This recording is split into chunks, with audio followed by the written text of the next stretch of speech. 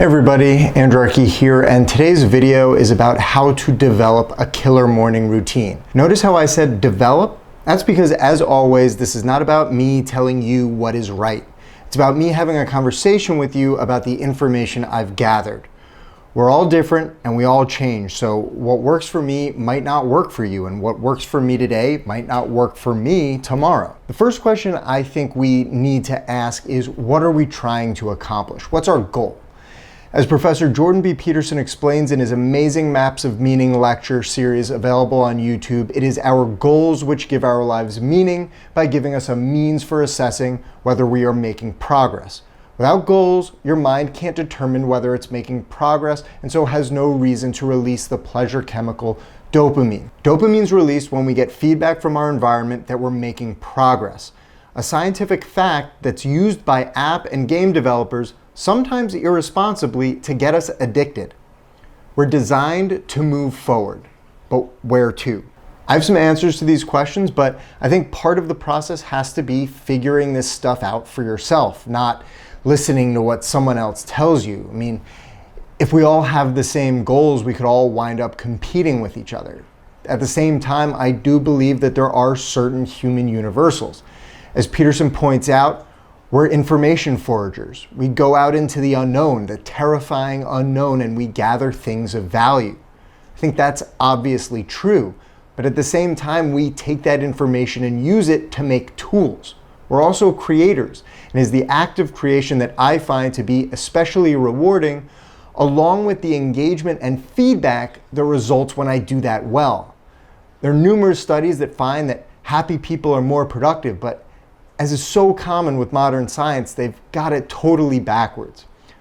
Productive people are happy, not the other way around. You cannot make someone happy and then watch them become more productive, unless, of course, you give them the autonomy and freedom to produce what they believe will add the most value to an enterprise, in which case, yeah, they'll be happier. Duh. So for me personally, my goal is to be productive, to produce things every day that add value to other people's lives, and hopefully one day be able to look back at my life with pride and a sincere belief that I helped make the world a better place to exist.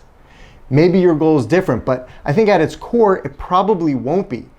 We evolved to want that. We just exist in a society that is more interested in convincing you that your purpose in life is to consume. All right. On to the morning routine. My goal is to have a productive day, and to do that, I have to start accomplishing things. I have to make progress. But at the same time, if I do something that feels like work, that's gonna make me dread waking up, which is gonna make me dread going to sleep, which is gonna give me insomnia, and that's not good. That's why I start with Wim Hof breathing right in bed. I'm already breathing after all, I just have to take deeper breaths. Wim Hof breathing is basically intentional hyperventilation. You take extremely deep breaths until your lungs literally can't hold any more air, and then exhale. You do this 30 times. There are lots of deep breathing methods you can try, but I like doing the breaths relatively fast. For the first 15 breaths, I'll be honest, I often want to stop and just go back to sleep, but around the 15 breath mark, I start to get in the zone and my body gets tingly. Some people don't like this, as it does indicate that you're hyperventilating. But hyperventilation isn't necessarily a bad thing. It raises the pH level of your blood, making it less acidic, and has been shown to increase physical performance. But that's not really why I do this. I do it because it makes me feel good. It makes the next part feel better, and it makes me feel like I'm accomplishing something.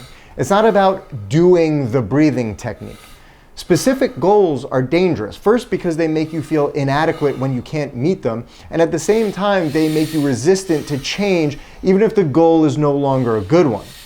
My goal is just to do stuff. As Dr. David Burns wrote in his book, Feeling Good, The New Mood Therapy, motivation does not come first, action does. You have to prime the pump. Then you will begin to get motivated and the fluids will flow spontaneously. After the 30 deep breaths, you exhale and then hold your breath, which you should be able to do for much longer than you otherwise would be, because another side effect of hyperventilation is that it decreases the levels of CO2 in your blood, which dramatically reduces your need to breathe. This is part of what makes this breathing technique dangerous and why you should proceed with extreme caution. Do not attempt this if you are worried about passing out, and don't put yourself in a dangerous position in case you do. Personally, I think introducing a little controlled danger into your life is both fun and it makes you more resilient.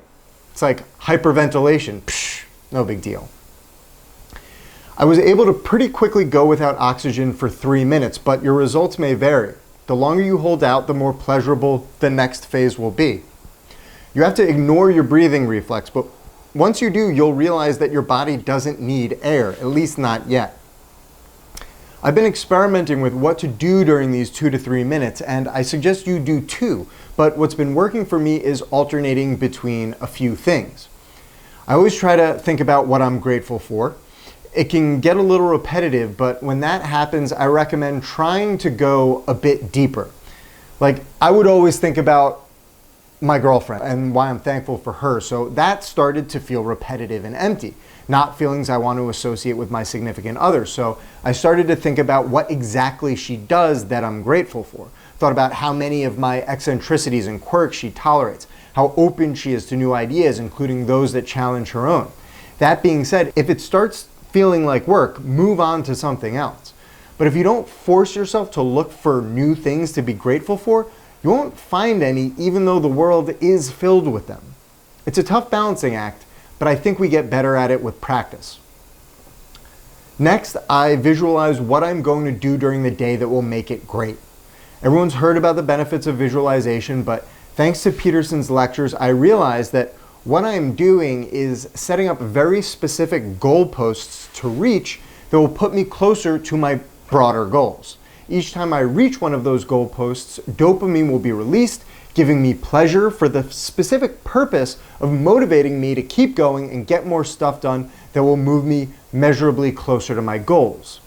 Lately, I've been experimenting with another option, mindfulness meditation, another practice with scientifically proven benefits.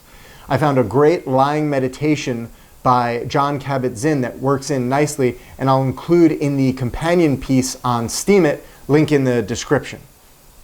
This highlights something at the heart of this discussion, that by constantly experimenting with our morning routine and constantly evaluating whether it's helping us to move closer to our goals, we're also constantly improving it, constantly cramming as much goodness in there as possible.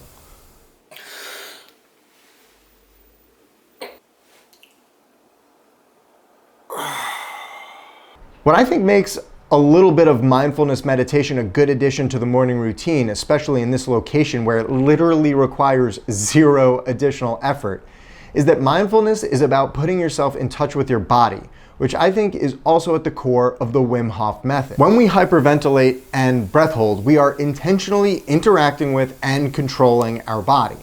Studies have found that we're increasing human growth hormone and cortisol, a stress chemical, in addition to the effects on CO2 levels and pH. Once you know that, every time you consciously engage in the Wim Hof method, you are, by definition, consciously controlling the amount of acid, cortisol, CO2, and growth hormone in your blood. Not only that, but you become more aware and conscious of your breathing, not just in the moment, but throughout the day.